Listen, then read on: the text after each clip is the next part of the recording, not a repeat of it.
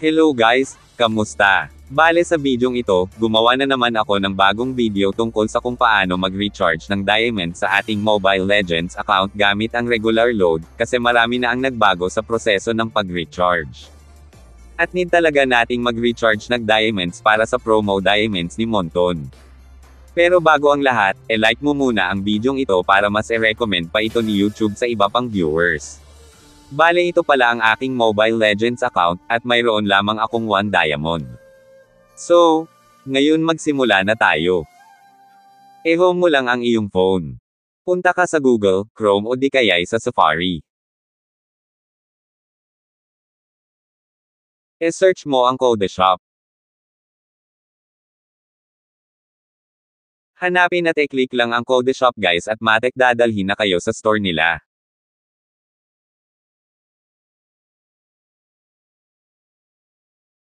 Ngayon nandito na tayo sa store ng Codeshop. Scroll up at hanapin lang ang Mobile Legends, tapos i-click lang ito. Dito sa number 1, ilagay lang ang iyong ML ID at server.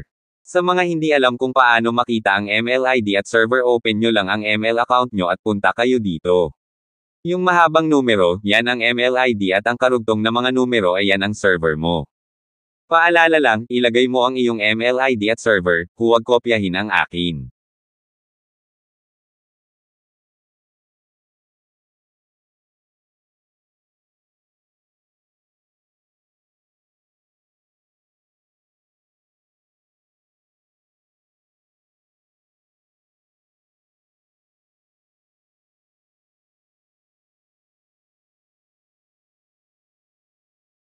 Pero bago ang lahat, siguraduhin mo muna na mayroong load or regular load balance ang iyong SIM card na Smart Talk and Text, SUN or Dito SIM card.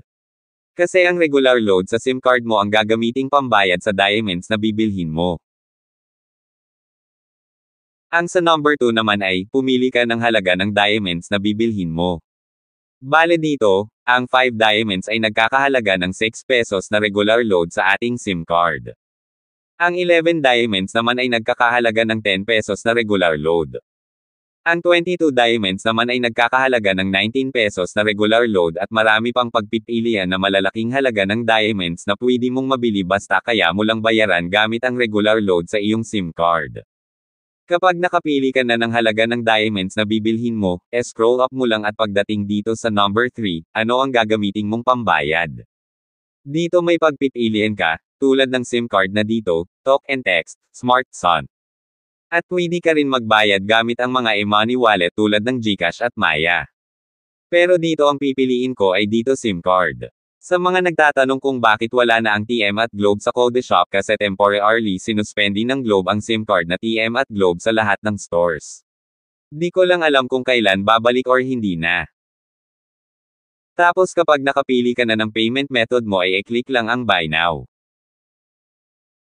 Dito i-review mo kung tama ba ang mga detalye, at kung tama naman ay i-click lang ang Confirm and Go to Payment. Dito ilagay mo ang iyong SIM card number para makapagbayad mamaya. Tapos i-click lang ang Continue. Tapos kapag ganito ang lumabas, hintayin lang ang code na dumating. At kapag dumating na via text message, kunin ang code at ilagay sa box.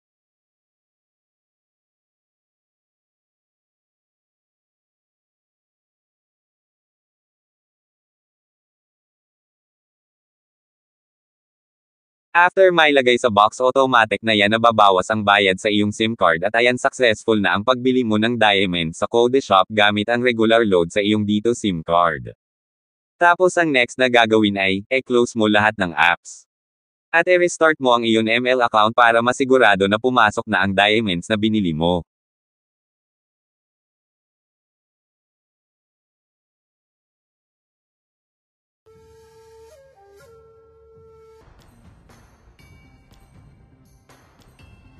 At ayan na guys, pumasok na ang 5 diamonds na binili ko.